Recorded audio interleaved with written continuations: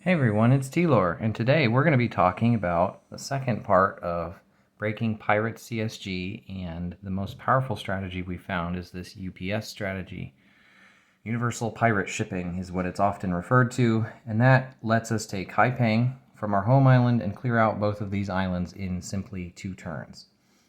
Now, how do you beat that? We're going to have a pretty fast ship to be able to take it out. And we're going to also have to assume that it probably got its first turn off. Now, if it didn't, there's not really a whole lot we can do because all 3 ships are docked at the home island, and you can't teleport and ram a ship in the same turn. There's just not really any reliable way to do it. So what we're going to do is we're going to assume that they've had their first turn. There's some of this treasure has been shipped back, unloaded, and Hai Peng is docked at a fort. So this island has been completely opened. We'll assume that some of this treasure made it over onto Hai Peng itself. And now we're hoping that we can lock up the game very quickly. So, what's something that can move fast enough to be able to catch the Hai Peng? That would be a sea dragon. So I picked Angelica specifically out of the 3 dragons that are available. Not only because sea dragons can move anywhere they want to, but also when this sea dragon hits an enemy ship, you may also eliminate 1 cargo from that ship. And you'll see how that comes in handy here in just a minute. So we've got the sea dragon.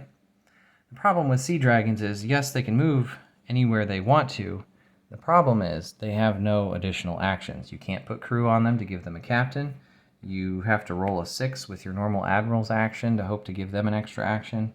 So what are we going to do? We're going to turn to one of our friendly standbys. The HMS Patagonia is going to be docked at our home island. We're going to put some familiar crew on there like Robinson that lets us break the point limit. We're going to put Administrator Scott Bratley, which lets us also, again, break the point limit of the game, giving us +5 more points.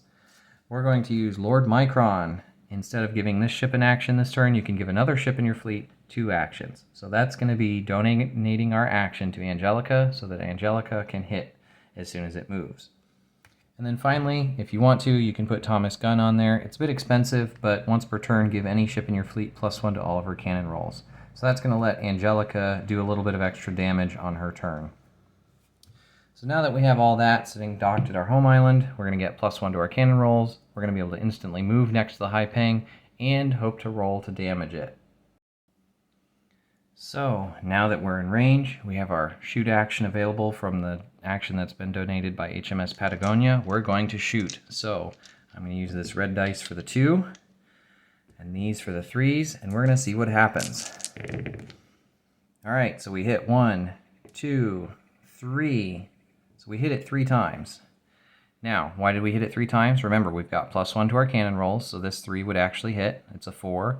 That's a 5, and that's a 5. So 3 out of the 4 of these would hit.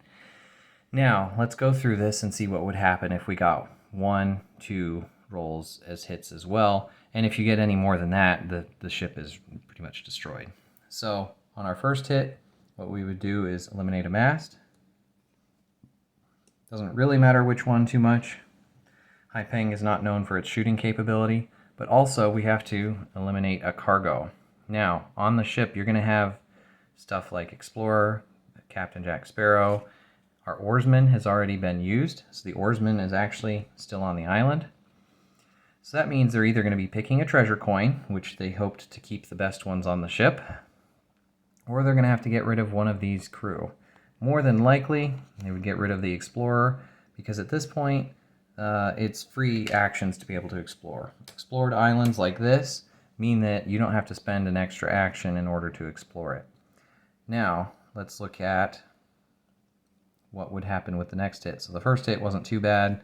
The next hit, if we hit again, now the ship is derelict, which is not that big of a deal. There's plenty of oarsmen floating around for it to fix that next turn. But we also eliminate another cargo. So either they're going to have to get rid of a treasure, which kind of stinks for them, or they're going to have to get rid of one of their crew. So more than likely, if they have no treasure on their ship because they left it behind, planning to drop off a fort, or if they unloaded it at St. Pierre for some reason, then you're going to start eliminating their big crew. And if you can eliminate either one of these crew, it's going to be a pretty big deal. I would probably eliminate Captain Blackheart or the sacrifice crew first, because you do have the option of unloading gold at St. Pierre to be able to get extra actions. So not only did you cripple their Hai Peng, you also took out either some treasure or some crew. And if you get that third hit in, then the ship is immediately sunk. And now they really just have two pretty heavily overloaded ships that should be pretty easy to clean up with this strategy. So at this point, you can't really win by treasure. However, if these ships are going to try and go out and attack, you can just, again, instantly teleport over there, roll your dice, and with a roll like this, we're going to knock out the entire ship. Now, you could also, you have on Coeur de Leon, you do have that Princess Arua that's going to be sending potentially crew off to Wild Islands. That's not really relevant because we can't pick up the crew. It just means that they won't be able to use them as easily. So with 3 hits, then the Gibraltar is gone. With only 2 hits, it's derelict. You might still have an oarsman on there, but with 2 hits, you're going to be eliminating a couple of crew.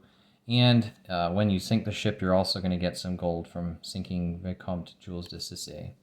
So now you've sunk that one. This one's over here trying to get treasure. You come over here and try and kill it as well. Now, we do have the fort to worry about if you're in range of that, but you can draw this out into a pretty rough game otherwise. So the fort may not be able to necessarily hit you if you place yourself strategically where you can hit with every cannon, and it can't hit you from long range. So, I mean, it's entirely possible that it could only hit you with 1 flag. And then, of course, you only have to do 1 hit to completely disable Le Coeur de Lion. So, with that roll, like this one, we got 1, 2 hits anyway, and so it's completely sunk. So with the ships being as small as they are, they're pretty easy to either disable, derelict them, or sink them. So this seems like it would work pretty well. Again, you have to watch out for events, but that goes both ways. But I think Angelica, with 1 support ship behind it, is enough to be able to take out the UPS strategy. Now, they could still win if they manage to get enough treasure off of one of the islands before the end of the turn. But I think this is one way that we can find to take out someone. Also, if you're doing something like a death match, having a sea dragon that can move and shoot at the same time is going to be pretty powerful. The big disadvantage to this is if they get in range of you, it's not going to take much to take you out. So you don't have enough to be able to move in, shoot, move out, unfortunately, but you'll find a lot of ships will have that capability with 2 actions. With a captain, you can move in, attack, and move away, and that's going to force you to spend your next action to attack. However, you can give a second action. You can give the action where it does a wing attack that has the potential to do damage and move it closer if they're still in range for that. And then you can use an additional action to move it far away, something like that. So these are just some things to consider, that a Sea Dragon, specifically Angelica, could take out the Hai Peng in a UPS strategy. But again, you're playing specific countermeasures at that point. You have to be knowing they're playing this strategy. This may not work super well if they've got a bunch of larger ships or they aren't going for a treasure victory.